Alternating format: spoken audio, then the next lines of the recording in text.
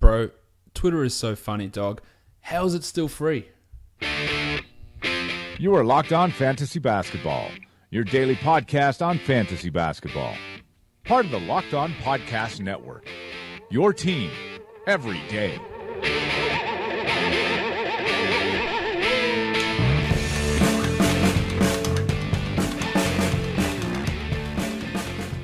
Hello and welcome to the Locked On Fantasy Basketball podcast, brought to you by Basketball Monster.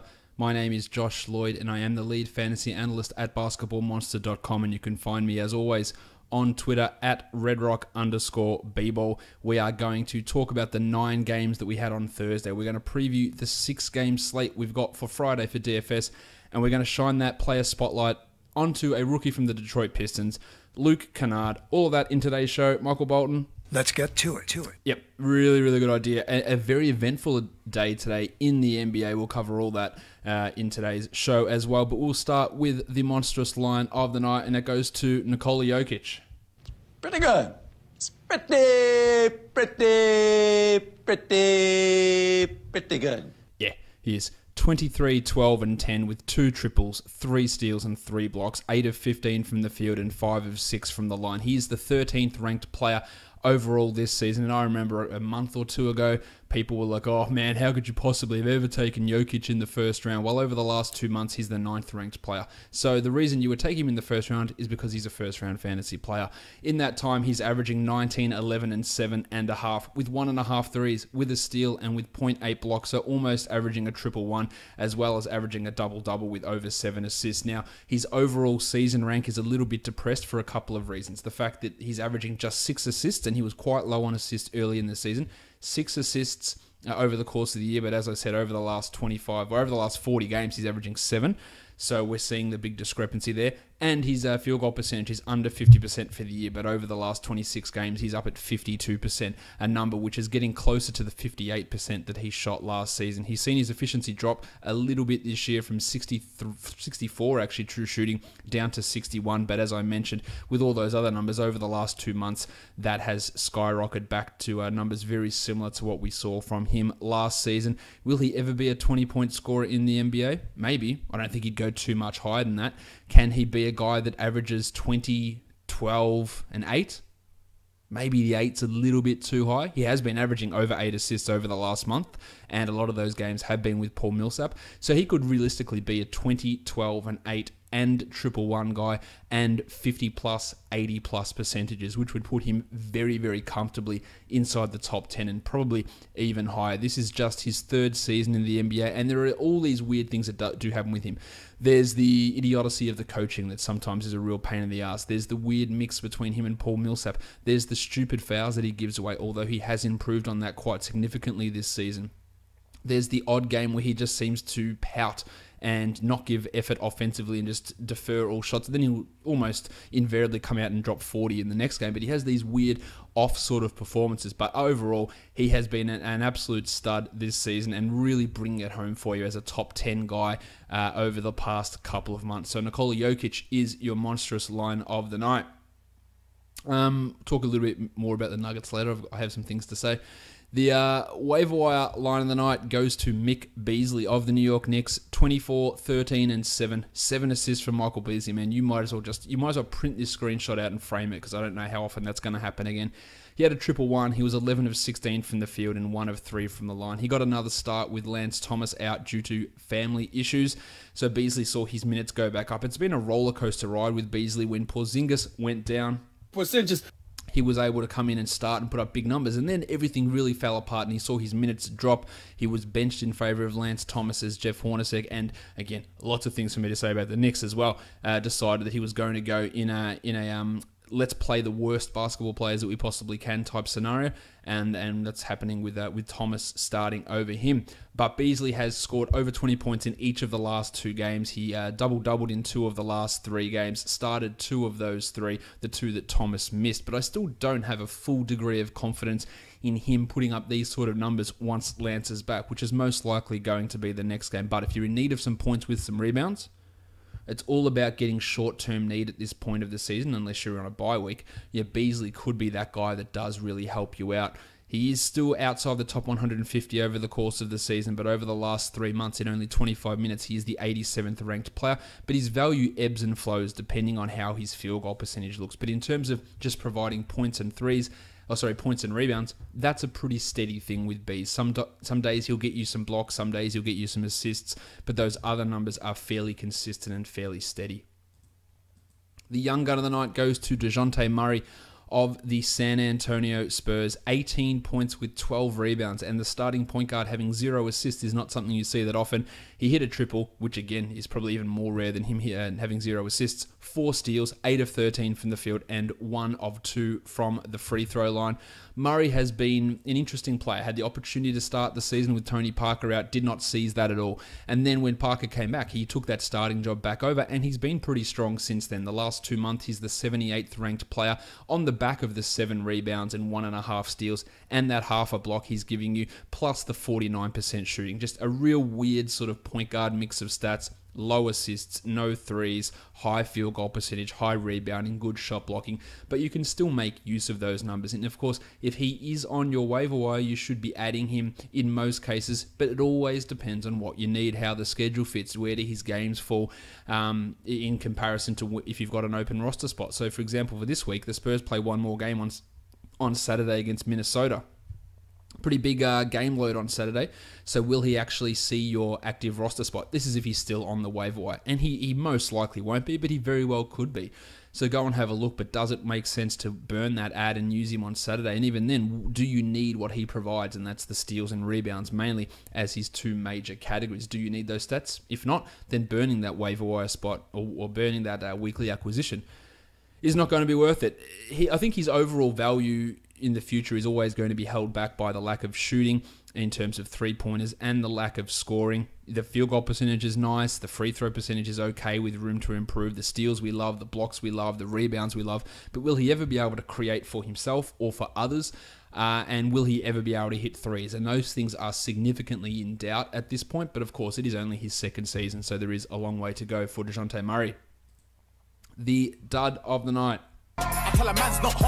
Jusuf Nurkic, 7 points with 10 rebounds and 2 assists and a block. It's not a horrendously dud night, but 3 of 9 from the field and 1 of 4 from the free throw line, and he did not crack 20 minutes due to foul trouble. It's not ideal, especially coming off a 27 and 16 game with 3 blocks where he was almost the monstrous line of the night in that game. We know what's been going on with Nurkic. He's up and down. His minutes fluctuate. Over the last month, he's outside the top 115, but he still does need to be owned in all 12-team leagues and probably 10s, but 8-team leagues, I don't think that I'd be classing Jusuf Nurkic as a must-own player in that scenario. His free agency is going to be really interesting, especially with Zach Collins there in Portland. What do they do? What contract does he get? It is restricted, so he's probably going to be really, really tightly squeezed, and he could very comfortably come back on a qualifying offer. I could see that go down for a lot of restricted free agents in this coming off-season. Let's head into these games now and talk about what went down on Thursday. All 9 of those games across the NBA. The first one we look at, the Toronto Raptors and the Indiana Pacers.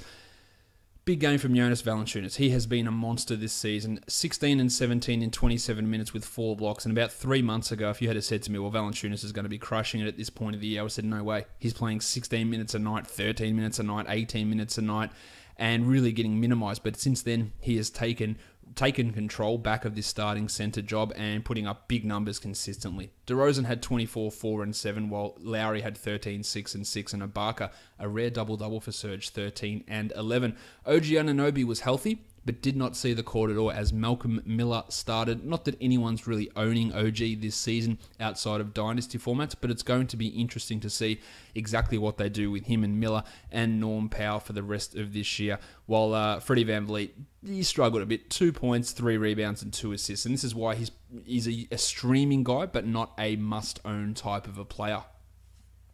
On to the Pacers. Well, Domantas Sabonis was out. He's going to be out for the Pacers next game as well with an ankle injury.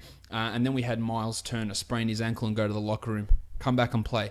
Sprain his ankle and go to the locker room, come back and play, and then sprain his ankle again and go to the locker room and not come back. He ended up with what they announced as a high ankle sprain, which are the 3 words for lower leg injuries that, apart from torn Achilles tendon, that really get you worried, because those sort of bastards can last for a really long time. Now, straight away, the question is, do I drop Miles Turner?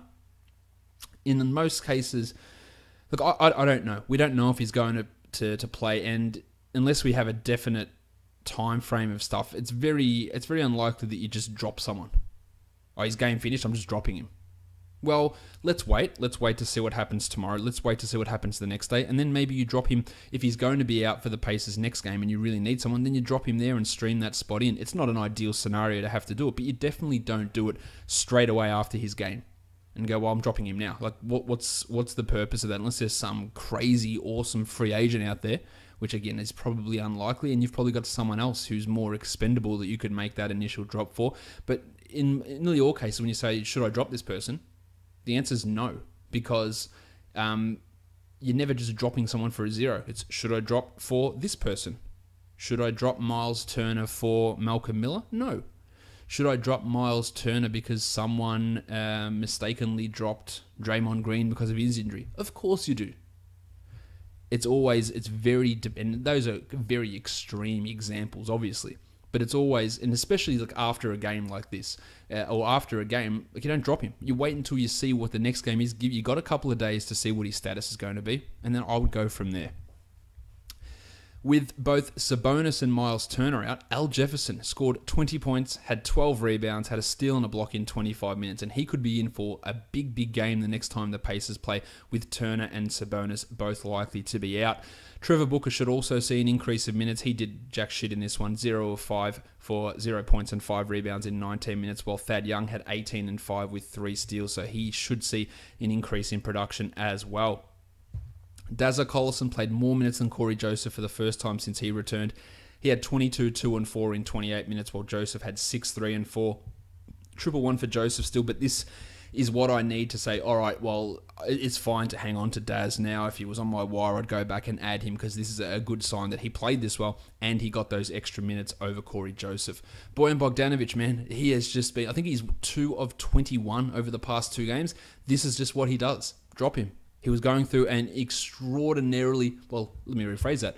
Drop him if there's someone else out there that you want, but he should be considered a droppable guy, because of what he does. Hot streaks and then really ice cold streaks. Now, I don't expect him to continue to shoot at 9%, which has happened over the last 2 games, but I also don't expect him to go at 54%, which is what he was doing for the previous 2 or 3 weeks before this cold spell. The next game, the Philadelphia 76ers and the New York Knicks. Bob Cove strong again, 15 and 5 with 5 triples, a steal and a block. You weathered that storm, and it was a prolonged shitful storm from Covington, but he's come back really strong at this point of the year, while Joel Embiid had 29 and 10 with 2 blocks, another masterful performance. Dario Saric also awesome, 21 and 12 with 4 threes, and Benny Simmons triple-doubled. Very little to talk about fantasy-wise for the Sixers. Redick had 18, Bellinelli had 10. The bench doesn't do really anything at all. TJ McConnell wasn't able to put up another triple-double against the Knicks. There's just very little movement in terms of their overall fantasy value. On to the Knicks. Talked about Beasley already. The New York Knicks treatment, usage, development of Frank Ntilikina, it feels pretty embarrassing at this point. We saw, they just refused to give him starting minutes. They refused to start him over Ramon Sessions or Jarrett Jack for months and months and months, and then decided we were going to make him a shooting guard. Are we going to make him a shooting guard now? Cool. Dumb, but cool. Let's do it. So we can run Manuel Mudiay and Trey Burke, 2 really young-ish, but bad and failed players who've had their opportunity and sucked at it.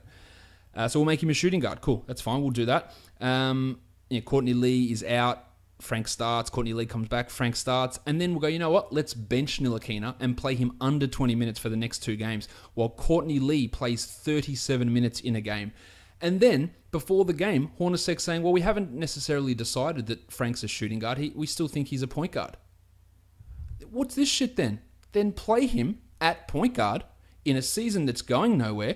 over two guys who are bad in Moutier and Trey Burke. Hornacek is a very, very bad coach. This decision-making is absolutely horrendous. You can't not play this guy at his position, move him to another position, say this is his new position, then say, no, well, it's not his new position. We think his old position should be his new position, and then not play him there anyway, so he can give 37 minutes to Courtney Lee and let Emmanuel Moutier be the worst player in the NBA. It is nonsense. Absolute nonsense, and Knicks fans should be pissed, and should be pissed at a very high level. Timmy Hardaway wasn't a good night. 9 points with 6 rebounds and 5 assists. The 6 and 5 is nice. The shooting is not good, but of course, we still own him. While Kylo Quinn, 24 minutes, 15 and 10, 3 steals and a block. I think he's got to be in 12-team consideration now. I wouldn't say that he is a must-own guy, because it really depends. What do you need? Defense and rebounds and field goal percentage? Sure. You need assists and threes and points, and probably someone else you can go for. But if you need those stats that Cox bringing, the minutes are up, the production's solid, and I'm happy with it. Trey Burke had 16 points on 64% shooting. That's unlikely to continue, as we've talked about with Burke. He's very much a Bojan Bogdanovic type. The shooting is going to go up and down. While Courtney Lee had 16 in 37 minutes, and it's just laughable. If it wasn't so annoying, it would be laughable. Let's go on to the Charlotte Hornets and the Atlanta Hawks. Big win for the Hornets. Big numbers from Dwight, who had 33 and 12 with 2 steals and 2 blocks. Centers against the Hawks is getting pretty close to centers against the Nets. You just crushed against them. Pretty much anyone against the Hawks, to be honest. Kemba had 24, 4 and 8, while Nick Batum triple-doubled. He played 40 minutes, which seems a lot. Well, not seems a lot. It is a lot. 10, 10, and 16 for him. Jez Lamb played through his injury. He had 11 and 5. He is a efficient points streamer, while Marv Williams had one of his better games, 17 points in 27 minutes, but I am chalking that up almost exclusively to the opponent he was up against. It wasn't a good night for Frank the Tank, who had 11, and Michael Kidd-Gilchrist. Foul trouble limited him to just 16 minutes, but we're talking 18-team leagues only for him. Also, Bill Hernan-Gomez, just the season's lost. It's been horrible. I don't know what's going to happen with him next season, but it has not been good. On to the Hawks. The artist formerly known as Taurean Prince did it again. 22, 10, and 6 with 6 triples. This guy is putting up massive numbers at the moment. There's going to be a drop-off. It may be next game, maybe the game after, but he is a clear must-own guy, as is the Baptist John Collins, who had 21 and 9 with 2 triples and 2 steals. And I'm really encouraged by the fact that not only did he hit 2 threes, but he took 3 of them in total. So really good numbers there. Tyler Dorsey, who played under 20 minutes in his last game as a starter, started once more and played 27 and had 11, 3, and 4. And this is a more realistic expectation for Dorsey as we move forward. It could be a stream option, but it's more likely going to be a 14 or probably 16 team league guy. I also would be looking at Damian Lee, who's now played 2 games in the NBA. He's got a pretty successful brother-in-law in Steph Curry, and he had 14 points in 26 minutes with 3 triples. Strong, 20-team leagues, I'd be jumping on Damian Lee at this point. Schroeder's minutes, I don't think they're ever going to push to 32 or 33 again. He had 17 and 8 in only 27 minutes, while The Undertaker, Dwayne Dedman, had 5 and 6 in 22 minutes. If you need to move on from him, then you can consider that. I would very comfortably have John Collins over The Undertaker at this point. The Chicago Bulls and the Memphis Grizzlies, just a comical finish to this game. It was just look, the rotations from the Bulls are all over the place. Justin Holiday rested his 3rd consecutive game, so you know what it feels like it's happened. The NBA has come to the Bulls and said, look, Chicago, look Gar, look Pax, look Freddie. You can't be sitting out your starters, Justin Holiday and Robin Lopez. You've got to play them. And they went, fair enough, we'll play them. And then after a couple of games, they've gone back to the NBA and they've gone, Adam, have you actually seen Justin Holiday play? Because he's not good. And the players that we're playing when he rests are actually significantly better than him. So I think the NBA has gone, you know what, you got us. You don't have to play Holiday because he's not actually a starter caliber player. So because that rule apparently is gone. You can't make an argument that Felicio is a better player than Robin Lopez. No one can make that argument. But that concern about resting Holiday is done. He's just sat out the last 3 games. So that it appears like it's done. Nwaba only played 14 minutes in a start. He had 10 and 4 in that game, while the Hammer only played 20 as well. Denzel Valentine 15, 5 and 4. But that's more in line with what I expected from him in this stretch run. Antonio Blakeney, he's got a real case of the fart and Will Barton's about him, just jack shots at whenever he wants, 10 points in 25 minutes, and the end of this game was comical. The Bulls were down by 2 points, and Cameron Payne brought the ball up, who actually closed this game, with Payne and Blakeney were the backcourt closing over Zach LaVine and Chris Dunn, because Dunn had a sprained toe. Payne gave it to Blakeney, and Blakeney just stood there with the ball, and was just like, cool, I'm the best player here, because delusion's obviously a real factor. And then it down 2 points and waits till there's 1 second left, takes a contested three, and Tyreke Evans goes, we're not letting you bastards lose this, and fouled him on the 3-point shot, so that Blakeney went to the line, hit 2 of those 3 shots, and the Bulls ended up winning in, again, a comical end to the game. I don't know where Blakeney's minutes fit in when Larry Markkinen comes back, or if Justin Holiday ever returns, but he should be a deeper league option. As for Dunn, 6-2-4 with 2 steals. I don't think that he's going to be touching 30 minutes a night for the rest of the year, regardless of this fake toe sprain, or maybe it's a real toe sprain. If you need to move on from him, do it. Do it. Zach LaVine, 20 points, 5 rebounds, 4 assists, only the 26 minutes as he sat out down the stretch. I think he might be in a similar boat and he won't be touching 30 minutes. This is a good performance from LaVine. Obviously, he just brutalizes your field goal percentage, so you have to pay attention to that, but otherwise a good game from him. While my boy Cam Payne, he shot poorly, but added 2 triples, had 3 rebounds, and had 5 assists. And if he's going to play mid-20s in minutes, then 14-team leagues need to start paying attention, and he'll be stream-worthy in 12-team leagues, and that is a wild sentence to say. Punch Bob Shiploke had 17-5 with 3 steals and 3 triples. Puts up the numbers, should be owned in all leagues, as much as I don't like him as a player. Also one of the preeminent Shiplokes in the league, but we're going to talk about another one of those later on. The Memphis Grizzlies, Tyreke Evans is back. No shutdown. 25, 5-9, 2 steals, 5 triples, 33 minutes, and they still lost. Evans, it should be go without saying, if he's on your wire, he is an automatic, absolute no-brainer of an ad, and I love the fact that he came back in the first week of my 30-deep playoffs, because I was screwed without him. I'm pretty much screwed anyway without Jim Butler, but good to have him back. Marc Gasol, 21, 10, and 8 with 2 blocks and 2 triples. Didn't sit out the entire fourth quarter like he did last time against the Bulls. I think at this point, with the Grizzlies losing 19 games straight, they actually don't mind getting a win, but they can't do it. They're that bad. One of the more underrated stealth tank moves in the NBA is starting Jarrell Martin at small forward, and it happened again. He had 16-4 in 31 minutes. The production's there, so he can be a useful guy. They really limited Benny McLemore down to 8 minutes and Chandler Parsons down to 6. With Tyreke back and McLemore getting so few minutes, if you added him for some point streamers, you can move on. Dylan Brooksy Brooks had 15 points with 3 assists and 2 steals. He got a lot of those early, I think 11 in the first quarter, and then was silent. With Tyreke back, I think some of his usage and effectiveness will drop off now. While JaMychal Green had a nice double-double, 15 and 10 with a block. It's solid enough if you need those certain stats. We also had Bronte Weber make his Grizzlies debut. He took those backup minutes off Kobe Simmons, who played only 7 minutes, while Weber played 21. Very little value in either of those guys. The next game, the LA Clippers and the Houston Rockets. Toby Harris, man, this guy's killing it. 29 and 8, 3 triples and a block, while DeAndre had 8 and 18 with 2 blocks, and Austin Rivers, Lou Williams both played well also. The table, Montrezl Harrell has seen his minutes decline for 3 consecutive games. He's at under 15 again here, 10 and 5. The production's still okay, but there are much better options, I believe, in any 12-team format. While Sindarius Thornwell made another start and played 37 minutes, but just did nothing with it. 6 points, failed to get a rebound, and had a steal. He's really just a steals streamer at this point, and a deeper league sort of a player. On to the Rockets. Clint Capella. That's massive from Capella. 19 and 12, 1 steal and 6 blocks. Not the only player to get 6 blocks today. Eric Gordon.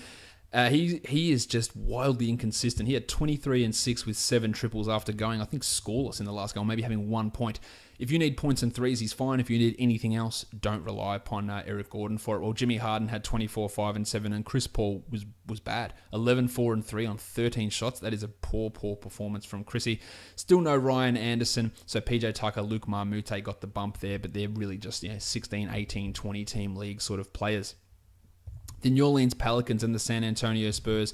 Bad loss for the Pelicans. Drew Holiday and Anthony Davis were great. 24, 8 and 7 for Drew. 2 threes, 2 steals and 3 blocks, while Davis had 24, 14 and 2 blocks. But Rajon Rondo is probably the hardest player in the league to work out what's going to happen on a nightly basis. 1 game removed from playing 36 minutes and dishing 17 assists. He played 24 and had 6, 5 and 5 and was putrid. and Ian Clark was consistently better than him. I think that when Solomon Hill finally returns, we're going to see much less minutes or much fewer minutes from Rajon Rondo.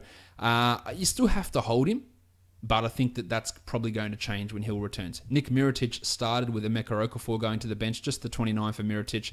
6 points, 29 minutes, 6 points on 12 shots with 10 rebounds. Not his best night. In a shallow league, 8-team league, you can drop him. I reckon even in a 10-team, you have to consider that. Well, Okafor had 6 and 5. Also good to see 8 minutes of DeAndre Liggins for God knows what reason. On to the Spurs. Pau Gasol was on the bench, only 10 minutes, 8 and 5. I don't think that holding him in 12-team leagues is necessarily a prudent move. Or Pat Mills was terrible in a start. And Dan Green, he started pushing Pau to the bench. 30 minutes, 5.7 rebounds, but 6 blocks. Did have 2 of 11 shooting, but 6 blocks out of a shooting guard is bananas. But he is just really a defensive stats streamer, not a 12-team league guy. Kyle Anderson had the 6-5-4-3-2 line, 6 points, 5 rebounds, 4 assists, 3 steals, and 2 blocks. Defense is where the value really comes from Anderson. He's a low upside, solid floor 12-team league player. But Kawhi, maybe Kawhi's returning soon. Who bloody knows? Nobody at this point.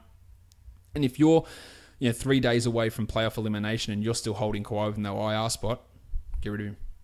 There's no point having him, and then because even when he comes back, he's probably going to play every second game and probably 15 minutes a night. Move on. I think in a lot of cases it's move on time from Kawhi Leonard. As what a sentence that is to say. Imagine you had said that back in August. The Phoenix Suns and the Utah Jazz, another huge win for the Jazz, who are irrepressible at the moment. Tyson Chandler was a DNP CD for the second consecutive game, but it wasn't Dragan Bender who started at center. It was Alex Len, resurrected. 23 minutes for Lenny, 3 and 9 with 2 blocks, but with big source Alan Williams' return on deck, it's hard to get excited about Len outside of deeper leagues. Bender had 7 and 6, while Tony Warren Jr. had 19 and 6. But I want to talk about the potential worst player in the NBA, definitely a top 3 ship bloke in the NBA, and that's Marquise Chris. He had 14 minutes, 4 points, 4 rebounds, and 1 block. Is there a player who exhibits a lower IQ on the court than this bloke? Is there a more disinterested or a player who does the least with the most in the NBA than Marquise Chris? And then you add in the fact that was an absolute shit bloke effort for him on Ricky Rubio. He went for a dunk, and mind you, this is how this started. Marquise Chris went for a dunk, airballed it, missed the rim, didn't touch the rim, fell over. Rubio picked the ball up and stepped over Chris's ankles as he was laying on the ground and inballed the ball. Got the ball back, and Jared Dudley decided he was going to smash him. All right, Rubio went down, came back up, confronted Dudley. In comes King Shitbloke from the side and just smacks Rubio down. Now, rightfully ejected, should be suspended. And you know what? The Suns probably say, no, please don't suspend him. We actually need him to play so we can continue to lose games. It is his second season, but as I have said for the last 2 years, he is a bad basketball player, and it hasn't improved. And add in this on-court shitblokeness, the off-court shitblokeness, the pouting, the fouling, the grumbling, the moaning. He's bad. He is honestly bad. Is there a worse player in the NBA? 2-way contract players, or a worse rotation player in the NBA? He is horrendous. That was a shitbloke effort, as I've seen. I tell you who also is in the shitbloke category? Jay Triano. For him to come out and say, I think that Joe Ingles and Donovan Mitchell should have been ejected as well, because they did as much as anybody else to escalate the situation.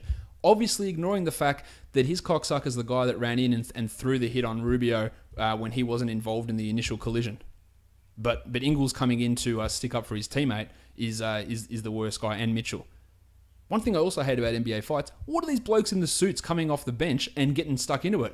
So Chris does this, Ingles goes after him, and some big bloke in the suit comes in and starts grabbing Ingles. Like, get your hand off you, mate. You're not even playing the game. Let these guys go and fake tough guy each other. But all these guys in suits run on and start holding and hitting these other. But what's going on here? It is a wild scene. Triano needs to go. Chris needs to go. There is just a real culture and attitude problem with the Suns team, and hopefully for Suns fans, because I know lots of them, hopefully they get it turned around. But it was piss poor. Devin Booker was not good. 12 points on 18 shots with 5 rebounds and 2 assists in this game. That efficiency really out the window.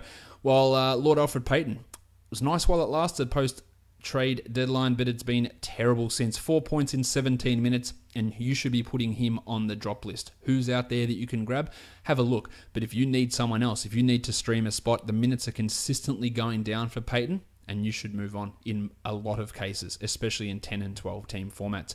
Joshy Jackson had 17 and 9 in 24 minutes. I don't like the minutes, but that's okay enough for a 12-teamer. On to the Jazz, another big game from Jay Crowder, 15 and 8, 2 steals and 2 triples. I would prefer him over Derek Favors in standard leagues. Favors can go in the most of those. He had 5 and 6. The Don had 23, 6 and 4. It wasn't great from the line, just 1 of 4, but a nice night, while Gobert had 21 and 13 with 2 blocks, and Ravishing Rick had 12, 5 and 11 with 4 steals and 2 triples, and Jinglin Joe had 17, 2 and 3 with 4 threes. So good nights from all of the stars for Utah, but a big thing to see Dante Exum back out there. 14 minutes for Dante, 10, 3 and 2. Now, the outlook for him on this Jazz team is not necessarily bright. Unlikely to see him getting a starting job next season, maybe if they trade Rubio, but Rubio's been really key to this big stretch that they've had recently. Is Exum's fantasy value ever going to do anything? I really have my doubts at this point, but he keeps showing us little flashes where you go, oh, maybe he can become good. But then inevitably it seems like an injury comes or everything just fades away. But he should be in the rotation here the rest of the season ahead of Alec Burks, and with Hull Neto out with that wrist injury, I don't think there's much concern there. The Detroit Pistons and the Denver Nuggets. Dwight Bikes was back from his injury. He played 23 minutes and had 22 points with 4 assists and 2 steals, and outplayed Ish Smith, who played 25 minutes, had 8, 3 and 6. Smith's not a 12-team league guy either.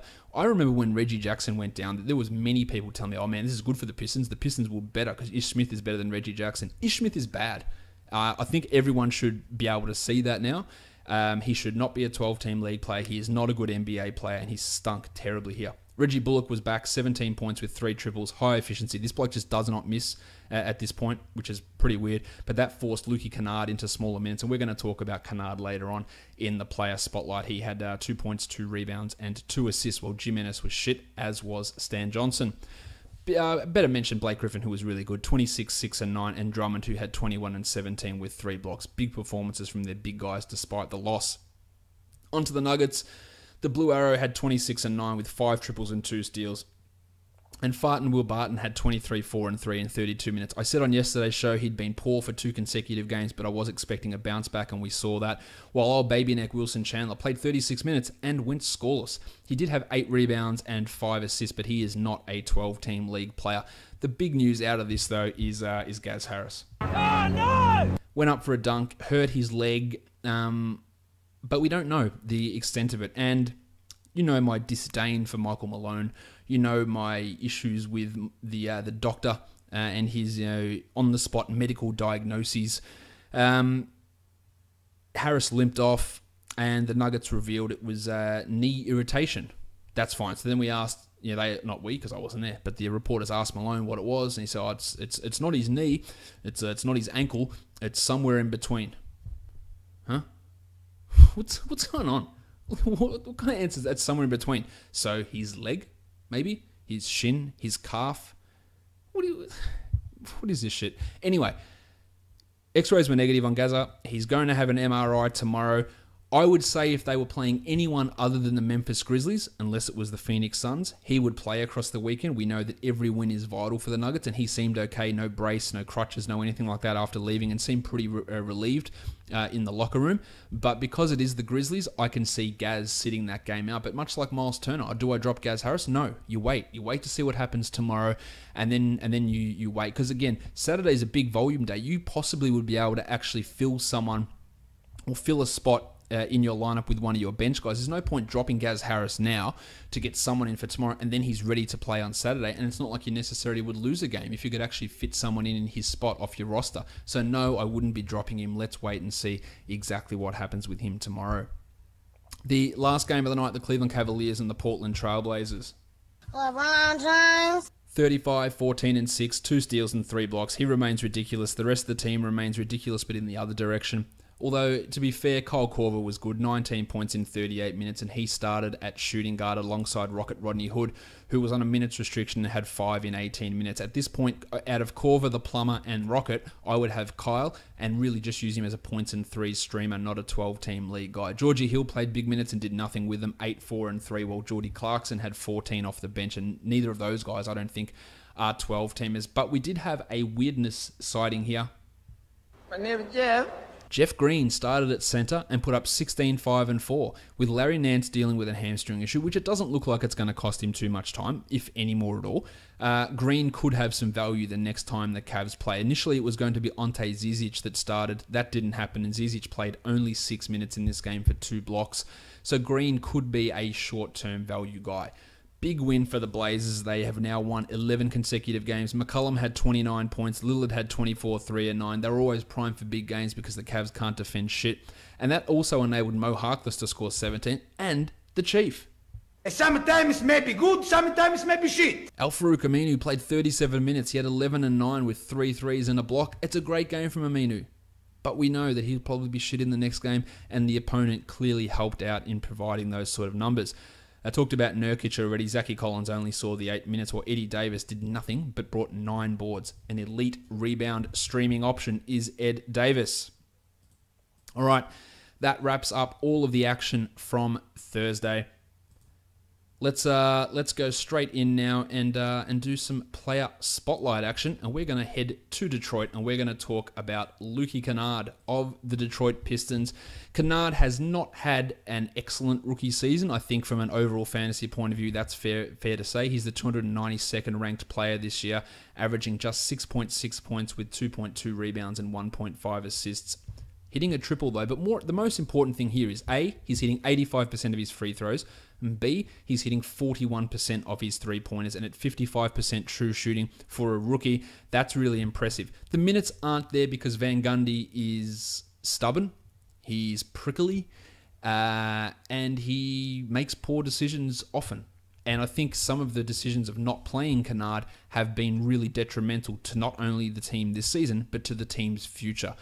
Kennard's per 36 minutes should give us a better indication of sort of what we can expect. 13 points, 2 triples, 4 rebounds, 3 assists, and a steal on 43 and 85%. While that's not spectacular, especially the scoring on just a usage of only 16%, if he could get that usage up to 22 or 23 and start bringing in 16 points per game, he can be a 16, 3, and 4 sort of guy with a steal a game and with 2.5 threes per game on pretty strong percentages as we move forward. I think he can be a really impactful guy. I'm not going to say Gaz Harris because he doesn't have anywhere near the defense of Gaza, but in terms of a shooting guard player who can hit the three, who can score and can do it efficiently and can play make a little bit, and he's a pretty strong rebounder, might even be a stronger rebounder than, say, Gaz.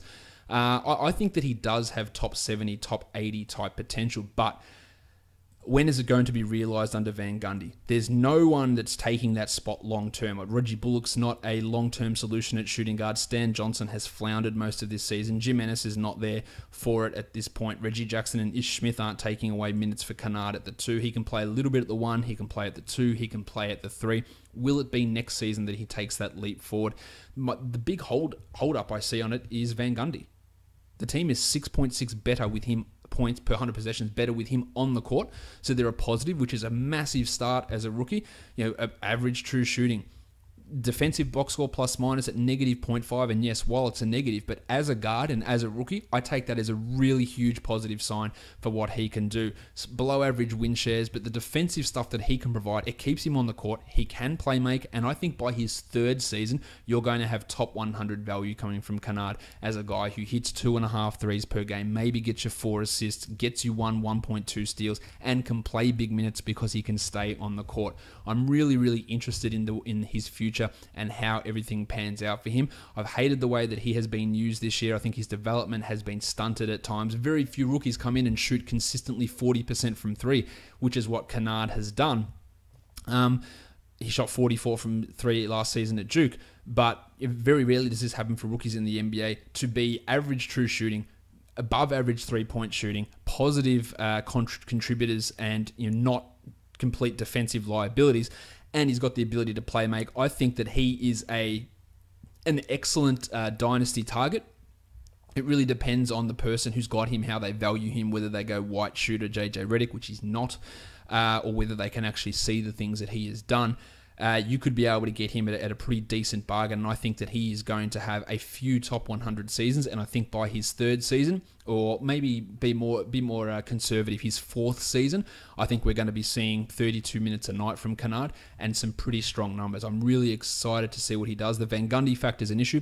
I don't think he'll be there by Kennard's third season, and I think we could see Luke really stepping forward. There's no one clearly in his way. There's a big opportunity. He's shown me plenty in this rookie season, even though we haven't seen him as much as we would have wanted to.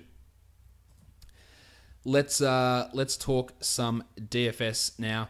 Let's get into the perfect DFS lineups. We'll start with FanDuel for what day? For Thursday. At point guard. What a point guard combo. DeJounte Murray at 43.4 and Dwight Bikes at 33.2. Shout out to you if you had those two guys in your lineup. At shooting guard, former teammates Tyreek Evans 47.5 and Drewy Holiday had 58.1. The small forward combo is just as confusing. Michael Beasley had 53.1 and Mo Harkless had 30.8. At power forward, Toby Harris and Blake Griffin, the two blokes traded for each other. They were in your perfect lineup. 44.1 for Toby and 47.7 for Griff. While Nick Jokic had 68.4 for a total of 426.3, and that cost $59,900. On DraftKings, it was Drew at 55, Tyreek at 49.75, Beasley at 55.25, Al Jefferson at 43.5, Jonas Valanciunas at 50.25, Bikes at 32.75, Blakey Griffin at 50.5, and Nick Jokic at 69.5. That was a total of 406.5, and it cost the full $50,000 dues. All right, there are 6 games on Friday. This NBA week is completely topsy-turvy with the games distribution. Let's look at this action for Friday. The first game we look at, the Brooklyn Nets and the Philadelphia 76ers. The Sixers are favored by 9. They are coming off a back-to-back, though, and the total is 217.5. They really need to make sure they get this victory to keep themselves in the push for home court advantage in the playoffs. Jarrett Allen has been upgraded to probable for the Nets, while the blue swimmer, Alan Crabb, is questionable. If Crabby is out, it boosts Spencer Dinwiddie, it boosts D'Angelo Russell, and it boosts Damari Carroll and Karis LeVert. All 4 of those guys get an increase in their value in this situation. At point guard, Timothy John McConnell's at 36. Point guards against the Nets, there's always opportunity, but you would only want to do that as a tournament. Well, Dinwiddie at 5,800. I like it as a tournament play because of the low price, but I would be much more interested if Crabb is actually ruled out. At shooting guard, you've got LeVert at 6,000, the same story. He's been exceeding that number recently, but if Crabby is out, I'm all about Karis there at 6,000, while D'Angelo Russell at 6,900. I'm going to say the same thing. He crushed in the last game, has 2 big games in a row, but could go either way. More of a tournament guy that really does get solidified by Crabb's absence if that's what actually goes down. Bellinelli and Redick on the Sixers, I see very little interest in using those guys. The blue swimmer himself at 4,800. If he plays, he's always only a tournament guy because there's just no consistency. While Damari Carroll at 57. The numbers have really dipped from Carroll the last couple of games, but I think an opportunity for him to play more at the 3 if Crabb is out would really open him up for a 30-point game. Play some at the 3, some at the 4, and he would be an interesting target. As for Bob Cove at $6,000, his lowest score in his last 5 games, Covington, is 31. The matchup is a good one. It's really hard to put full trust in Covington, but the last 5 games would tell you have to trust him at that price. I don't think I'm ready to do that, though. At power forward, Rondé's at 5,900, really playing well himself. I think that he is almost a 27 or 28-point lock here, so I'm all about Rondé. Ursel Ilyasova, no thanks. Well, Benny Simmons at 9,400. Point guards against the Nets. Good opportunity for Simo. He's coming off a 41-point game today. Getting another 40 here shouldn't seem like too much of a stretch, or another 45, so I'm interested in Simo here. And Dario Saric at 6,900. I think that might be a little bit high for Saric. Yes, he had 37 today, but I think he's more of a 6'2 guy than a 6'9 guy. Although, let's be honest, we're all 6'9 guys at some point. At center, the process, Joel Embiid, 10,600. Centers against the Nets. This has got monster upside now. It is a back-to-back. Embiid apparently had a wrist issue, but then after the game he said, nah, I'm just wearing a thing on my wrist because it looks swaggy. So shout out to Embiid for screwing with everyone's mind fantasy-wise. At 10-6, you almost have to use him just because of the matchup against the Nets. He could go bananas. Well, Jarrett Allen at 43, I think it's really tough to consider him with the Embiid matchup and the Atkinson center rotations. On DraftKings, we've got a bunch of tournament guys here. D'Angelo Russell, Rondé Hollis-Jefferson, Damari Carroll. A lot of that value is really influenced by Alan Crabb's absence. And then you've got Embiid at 95, Simmons at 88, Šarić at 63, and LeVert at 5,000. I love LeVert at 5,000. I think that's super strong. But those other guys can be cash plays also. Covington at 6'2 is probably a little bit highly priced on DraftKings also. All right, we have got the next game. It's the Boston Celtics and the Orlando Magic. Al Horford is likely to return for Boston. Still no Jaylen Brown or Marcus Smart, while Kyrie Irving is considered doubtful. And Asa Gordon still dealing with that concussion. He is questionable. If he is out, obviously it does boost the GPP upside of Mario Hezonja and Johnny Isaac, as well as John Simmons' value also. At point guard, Terry Rozier, 8,200. And that's fair enough because he dropped 54 last game, but it just feels way too high. There is no one else there, though. There's no Smart, there's no Brown, there's no Kyrie. So you've three of your first four options, or your top three options at the point guard and shooting guard position are all gone. So Rozier's going to play a lot of minutes. He's going to have every opportunity. But that is a big salary for Terry, and I think it might be a little bit bite in the arse-ish. DJ Augustin's at 5,500. He's coming off a big game against the Bucks where he put up 45 points. I don't think he's getting to that level again, but at 45, I can see him getting to that number, so I don't think that he's a terrible option here and could be an interesting cheap point guard to have a squiz at. Shaney Larkin at 39, is he still on a minutes restriction? I'm not sure, but even in his 24 minutes last game, he put up 24 points, and that's fine with me at 3,900. Well, Shelvin Max at 39 as well for Shelv. I'd take Larko over him. At shooting guard, there's nobody. At small forward, Jason Tatum, 6,600. Really struggled with inefficiency last game, but still put up 32 points. And if some of those shots go in at a higher rate than last time, he's going to obliterate this price point. So I do like Tatum here a lot. Hezonja at 46 is a GPP guy if As Gordon is out. While Johnny Simmons at 7,000. It's a big rise for Simo. If Gordon's out, I would feel like using him in cash is viable. If Gordon is in, I think it's more of a tournament situation for Johnny Simmons. Wezawundu and Ojale, no thanks. At power forward, Johnny Isaacs at 43. Mate, he can get 2 blocks, 3 steals in a game, and there's your value right there. So that makes him a tournament player, I believe. While Marcus Morris at 6,400. Really good numbers from Morris in the last game. The salary's gone up, but I still think he's in play at 6,400. While Gordo at 7,700, coming back off a concussion. I'd be a little bit hesitant to use him if he actually plays. Ken Birch saw big minutes last game, 29 minutes, 23 points, and at 3,600 if Gordo's out, he's a tournament guy. The centers, Al Horford, 7,200. I actually think Horford would be worth a look here if he's ready to go, which it looks like he will be. He didn't have an injury, he had an illness. I think it's 7,200 with a bigger opportunity for him to put up numbers. Love it. Bainesy's at 4,500. He loses some value with Horf back, while Vooch at 9,000 has been putting up the big numbers. But Al Horford is a very good defender, so I think I'd fade Vooch at that salary, while Greggy Munro. As Greg runs in, we realise this could get dangerous. Greggy's at 4,800. I don't think there are enough minutes there for him to exceed that value with Horford likely back playing. On DraftKings, tournament, Bainesy maybe at 3,800 you could have a squiz out, while Johnny Isaac at 36 is a really good tournament option. And for cash, I like Marcus Morris. I like DJ Augustin at 5,200. I like Jace Tatum at 62, and I like Johnny Simmons a lot at 6,100. Rozier at 8,000, a similar sort of story. Horford at 7,000, not a bad option, but far from the best one that's out there. Let's go on to the next game now. We've got the Dallas Mavericks. We've got the Toronto Raptors. The Raptors are favored by 11.5, and the total is 213 points. The Raptors on a back-to-back, but they are at home, and JJ Barea is listed as questionable for Dallas. We don't know about Norm Powell for Toronto, but he could be a guy that even if he's healthy, much like OG Anunoby last game, is not going to be a rotational guy. At point guard, Kyle Lowry is at 7,700. If the game stays close, he will exceed this value, no problem. He averages 48 the last 3 times against Dallas, but blowout risk is a real factor, so that puts him as a tournament guy, while Fred VanVleet has not played well lately. 18 points for DFS over his last 5 games, which is nowhere near that $4,800 salary.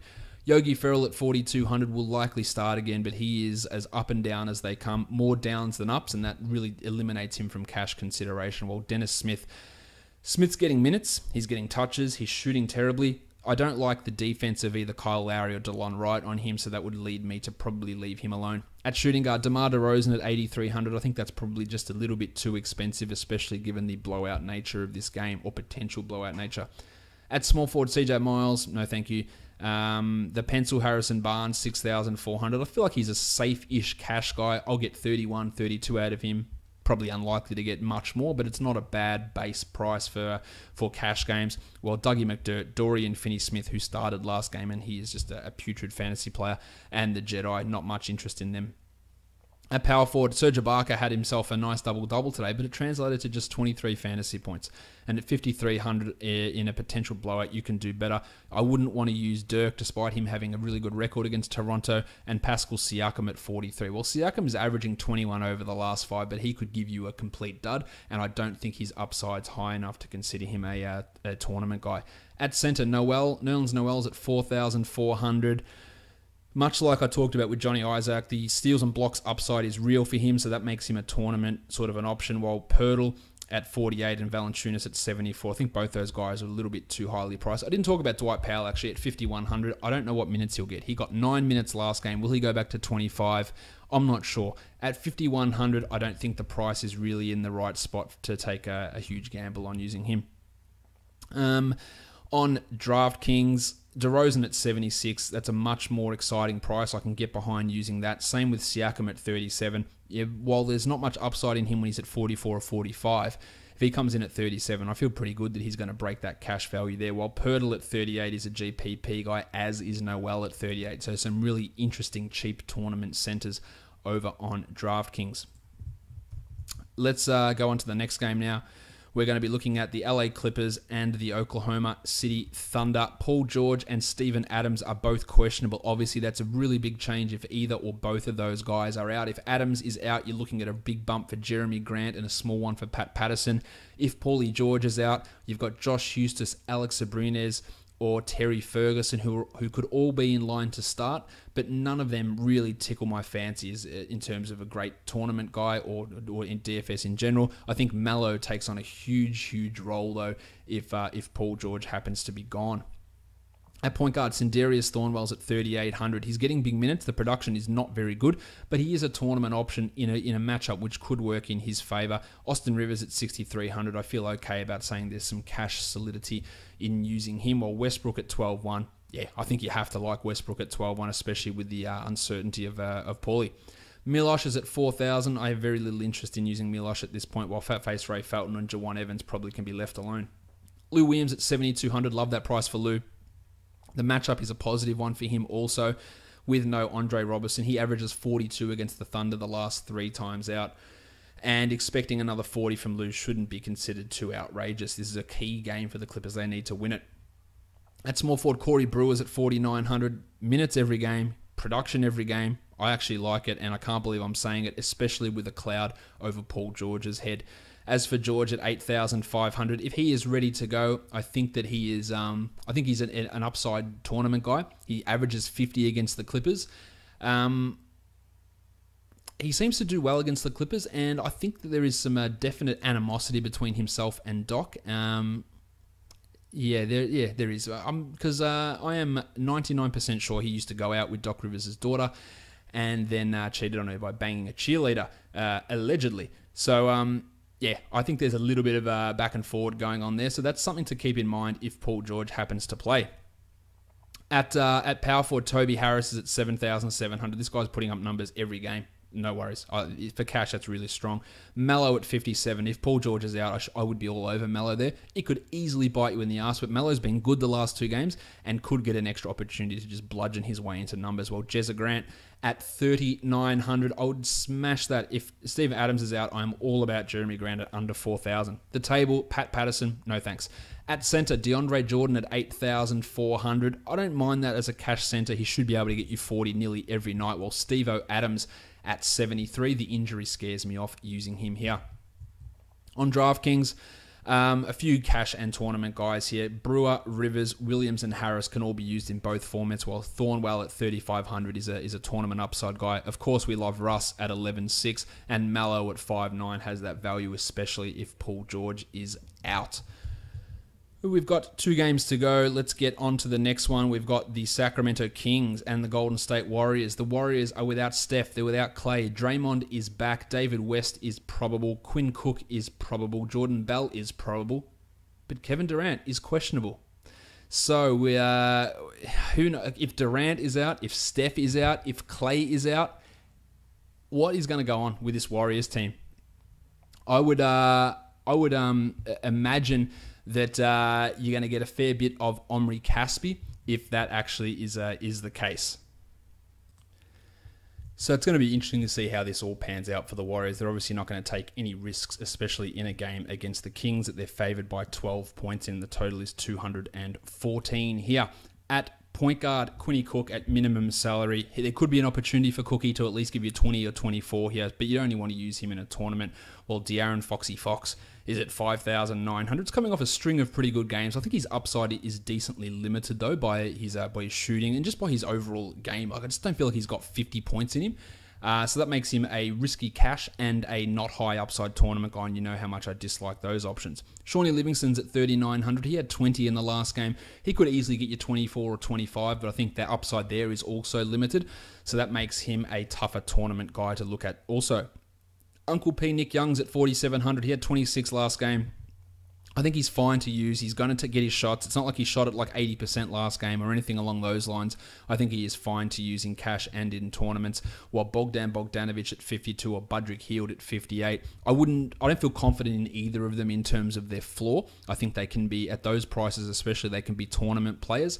If I had to pick one, I would probably take Hield. I think he's got the higher upside, and I wouldn't want to use either for cash. At small forward, Iguodala's at 4,000. They're still going to be really cautious with Andre's minutes. But at 4,000, you can throw that into a tournament. There is 30-point upside. Not sure if there's higher than that, but there is that 30-point ability there. While Durant at 11.4, if he's ready to play, and it sounds like he will play, I think that there is going to be some value there in Durant.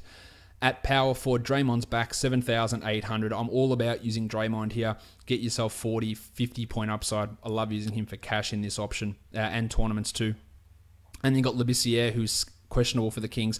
He's at 5,700. I would feel not great about utilising him. Jordy Bell had a decently strong game, first game back, $3,700. He had 19 points in the last game, but with David West back in action and Draymond Green, the minutes are going to be a little bit harder to come by for Jordy, and I don't think there's much DFS value there. Zach Randolph dropped 39 in the last game. He's at 6,000 points.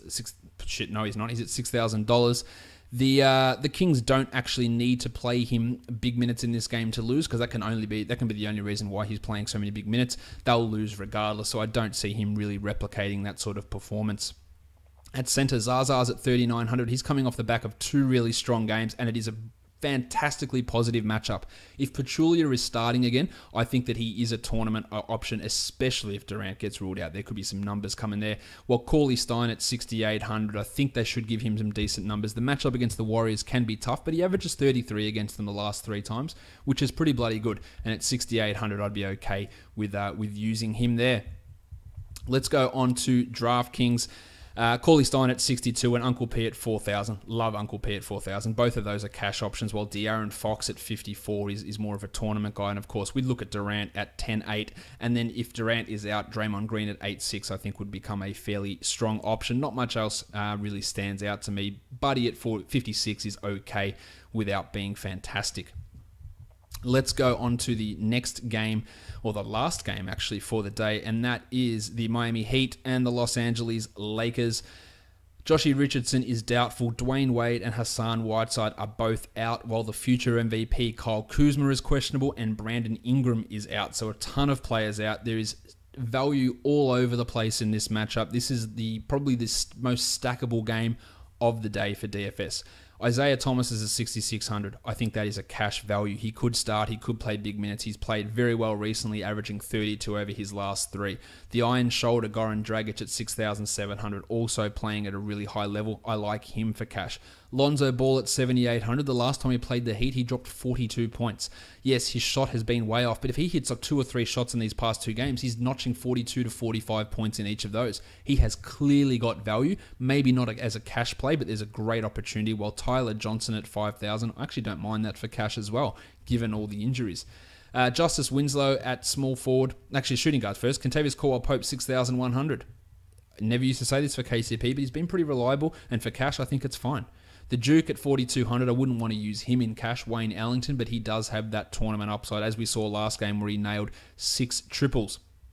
While Uncle Alex Caruso had 15 points, he's at 3,500. I don't really think we need to get too interested in him. Justice Winslow at 56, I'm all about. Big minutes coming, producing pretty much every game. Totally fine with using Justice Winslow here, while Scooter Magruder's probably a fade. Power forward Bam Adebayo.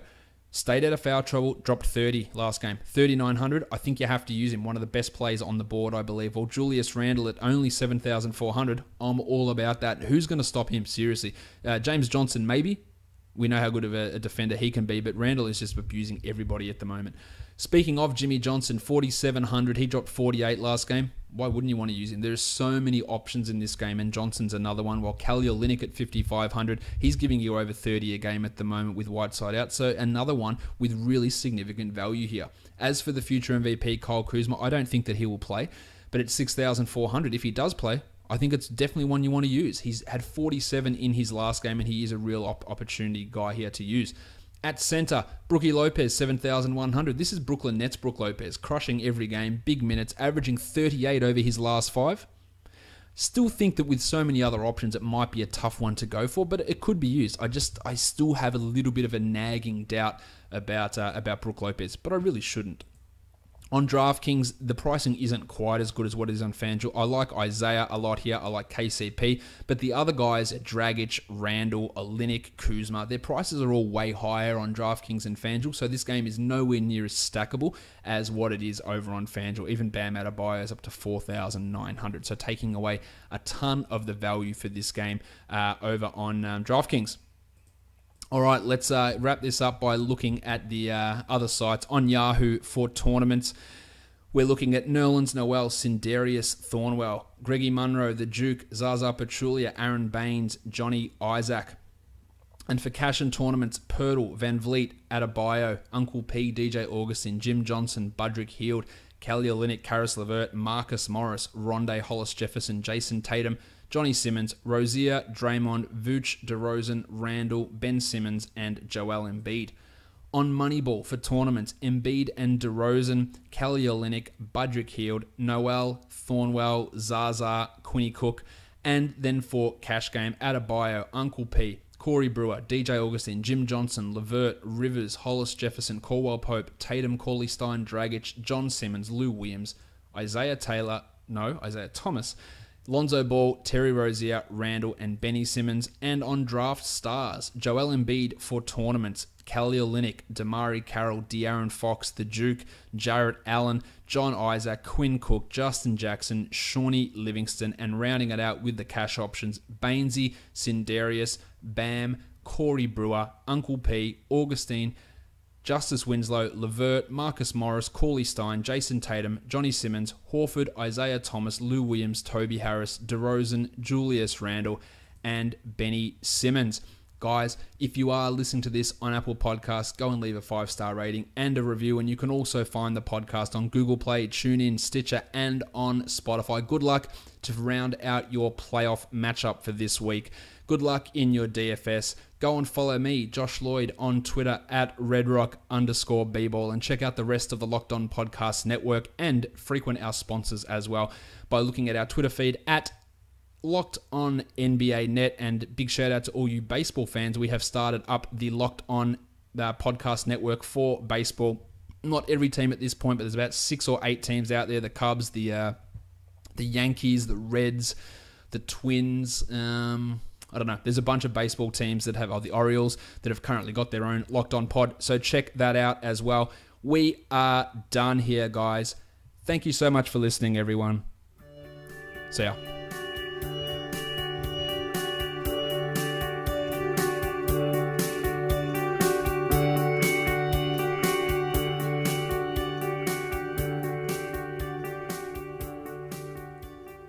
Josh Richardson.